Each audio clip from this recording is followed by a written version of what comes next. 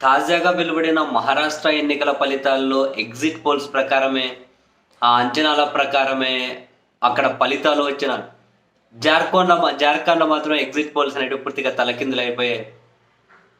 మళ్ళీ జేఎంఎం నేతృత్వంలో కూటమి జేఎంఎం, కాంగ్రెస్, ఆర్జేడీ ఈ కూటమి పోయినసారి 48 స్థానాలైతే ఈసారి 59 స్థానాలతో అధికారాన్ని వాళ్ళు నిలబెట్టుకున్నారు.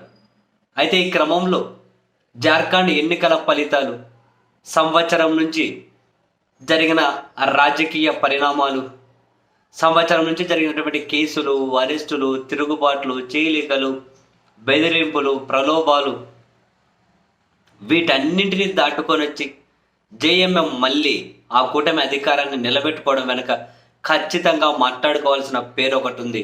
అదే కల్పన సోరెన్. షిబు సోరెన్ వాళ్ళ భార్య గారు కల్పన సోరెన్. అవును, ఎన్నికల సంవత్సరంలో జార్ఖండ్ అడుగు పెట్టగానే కేంద్రం నడుపుతున్నటువంటి పార్టీ ఈసారి జార్ఖండ్లో అధికారాన్ని సొంతం చేసుకోవాలని ఈడీని, సిబిఐని ప్రయోగించి హేమంత్ సోరెన్ అరెస్ట్ చేసి సో దట్ ఆ పార్టీ కకావికలమైపోతుంది, పూర్తిగా బలహీనమైపోతుంది. సో జార్ఖండ్ మన చేతికి చిక్కుతుంది అని చెప్పి భావించి హేమంత్ సోరెన్ను జైలుకు పంపించారు. అదిగో అప్పుడు ఈమె కల్పన సోరెన్ వచ్చారు ముందుకు. రావడం అలా ఇలా కాదు, ఆ పార్టీని మరింత బలోపేతం చేసే విధంగా వాళ్ళ భర్త అరెస్ట్ అయ్యి జైలుకి వెళ్తే ఆ ఇంపాక్ట్ పార్టీ మీద ఏమాత్రం పడనీయకుండా ఒక అడ్డుగోడగా కాదు, జేఎంఎంను కంటికి రెప్పలా కాపాడినటువంటి వ్యక్తి. నాకు ఇప్పటికీ గుర్తుంది, హేమంత్ సోరెన్ జైలుకు పంపించిన తర్వాత ఆయన జైల్లో ఉన్నప్పుడు ఈమె విస్తృతంగా జనంలోకి వెళ్ళినప్పుడు ఒక బహిరంగ సభలో మాట్లాడుతూ అన్నారు, ఈ కేంద్రాన్ని నడుపుతున్నటువంటి వాళ్ళ ప్రలోభాలకు, బెదిరింపులకు లొంగకుండా నా భర్త జైల్లో ఉన్నాడు. నా భర్తను బయటకు తీసుకురావాలి అంటే నేను వాళ్ళతో రజీ పడాలట. వాళ్ళకు అర్థం కావట్లేదు, నేను హేమంత్ సోరెన్ భార్యని. ఏ రాజీ పడడం ఇష్టం లేక నా భర్త జైల్లో ఉన్నారో ఆయన ఇల్లాలిగా నేను రాజీ పడతానని చెప్పి వీళ్ళెలా అనుకుంటున్నారు. లెట్స్ ఫైట్ చేస్తాం ఎందాకైనా అని చెప్పి ఆమె అంత కాన్ఫిడెంట్గా మాట్లాడడం నిజంగానే సూపర్బ్ అనిపించింది. సో అప్పటి నుంచి రాజకీయాల్లో ఫుల్ యాక్టివ్.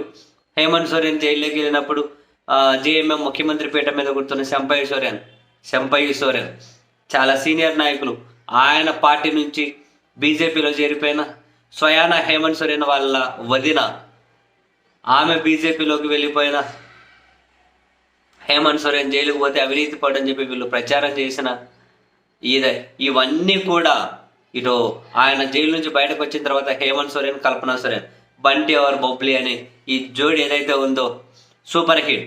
81 నియోజకవర్గాలు ఉన్నటువంటి జార్ఖండ్లో ఎన్నికల కోడ్ అమల్లోకి వచ్చిన తర్వాత, ఎన్నికల షెడ్యూల్ వెలువడిన తర్వాత వీళ్ళిద్దరూ భార్యాభర్త 200 బహిరంగ సభల్లో పాల్గొన్నారు.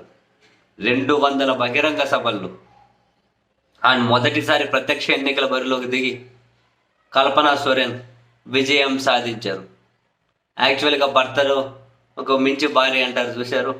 సో ఆ భర్తకు మించి భార్యలాగా ఆమె ఈ 1 ఇయర్ చేసిన రాజకీయం, అత్యంత కష్ట సమయంలో ఆమె చూపించినటువంటి మనోధైర్యం నిజంగానే అప్రిసియేటెడ్ థింగ్. చాలా అసలు ఆమె వాళ్ళ క్యాడర్లో కాన్ఫిడెంట్ నింపడంలో వాళ్ళ భర్త జైల్లో ఉన్నప్పుడు సో అద్భుతంగా పనిచేశారు. తను కొన్ని ఇంటర్వ్యూస్లో తను మాట్లాడే మాటలు చూస్తే వావ్, ఇంత చిన్న వయసుకు వాట్ ఏ క్లారిటీ అనిపించింది. సో వెరసి మొత్తం మీద అయితే జాతీయ మీడియా ఇప్పుడు జార్ఖండ్ ఎన్నికల ఫలితాల గురించి మాట్లాడుకోవాల్సి వస్తే మొదట మాట్లాడుకుంటున్నది కూడా కల్పన సోరెన్ గురించే.